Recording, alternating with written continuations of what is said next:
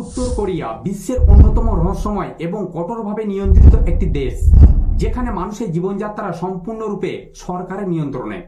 দেশটির একনায়ক শাসন ব্যবস্থা সাধারণ মানুষের দৈনন্দিন জীবনে গভীর প্রভাব ফেলেছে। বহির্বিশ্ব থেকে বিচ্ছিন্ন এই সমাজে কিভাবে মানুষ বেঁচে থাকে, তাদের আশা আকাঙ্ক্ষা কিভাবে দমন করা হয়, তা জানা একরকম চ্যালেঞ্জের মতো। উত্তর কোরিয়ার জীবন ব্যবস্থা সম্পূর্ণরূপে স্বনির্ভরতা মতাদর্শের উপর ভিত্তি করে গড়ে উঠেছে। তবে বাস্তবে জনগণ ব্যক্তিগত স্বাধীনতা থেকে বঞ্চিত এবং প্রতিটি দিকেই রাষ্ট্রের কঠোর হস্তক্ষেপ বিদ্যমান, এবং সেখানে শিশুরা ছোটবেলা থেকেই স্কুলে কমিউনিস্ট আদর্শের শিক্ষা পায় এবং কিম পরিবারের প্রতি অগাধ ভক্তি শিখতে বাধ্য হয়।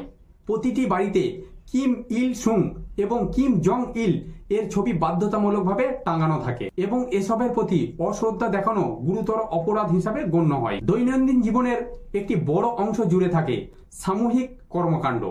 মানুষজন প্রতিদিন রাষ্ট্র নির্ধারিত নানা ধরনের মিছিল, সভা বা শ্রম কর্মসূচিতে অংশগ্রহণ করে।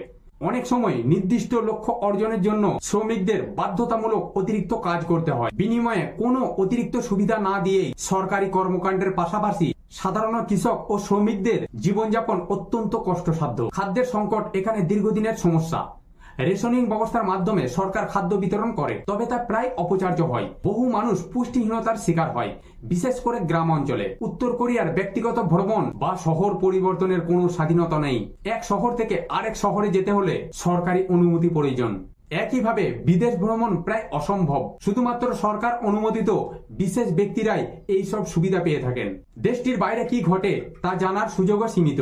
ইন্টারনেট সাধারণ মানুষের জন্য নিষিদ্ধ। কেবলমাত্র সরকারিভাবে নিয়ন্ত্রিত ইন্টারনেট ব্যবস্থার মাধ্যমে তথ্যের প্রবাহ ঘটে, যা সম্পূর্ণরূপে সেন্সর করা হয়। উত্তর কোরিয়া সমাজে সংবুন নামের একটি সামাজিক শ্রেণীবিভাগ ব্যবস্থা বিদ্যমান, যা মানুষের পরিবারের রাজনৈতিক ইতিহাস এবং সামাজিক অবস্থানের উপর ভিত্তি করে নির্ধারিত হয়। যার পরিবার অতীতে কিম পরিবারের প্রতি বিশ্বস্ত ছিল, তারা কিছুটা ভালো সুবিধা পায়, আর যার পরিবার বিশ্বাসঘাতক হিসেবে চিহ্নিত, তাদের প্রজন্মের পর প্রজন্ম নিপীড়নের শিকার হয়।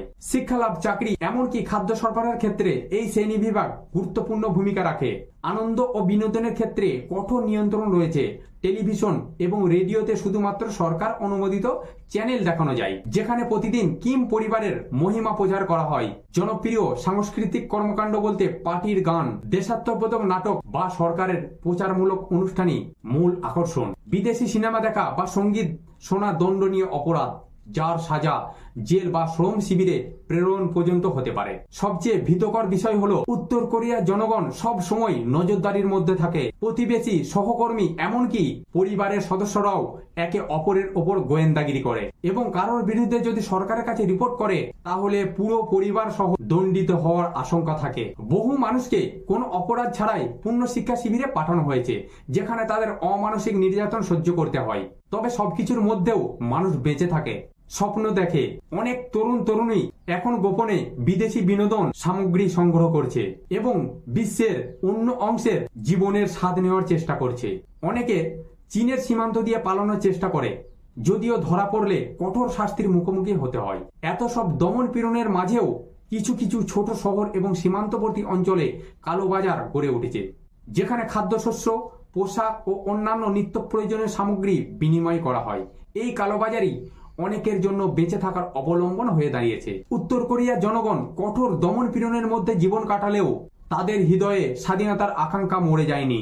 তারা জানে যে বাইরের পৃথিবীতে এক অন্যরকম জীবন রয়েছে, যেখানে মানুষ কথা বলার স্বাধীনতা পায়, নিজেদের স্বপ্ন পূরণের চেষ্টা করতে পারে। এই আশাই হয়তো একদিন উত্তর কোরিয়ার ভবিষ্যৎ বদলে দেবে।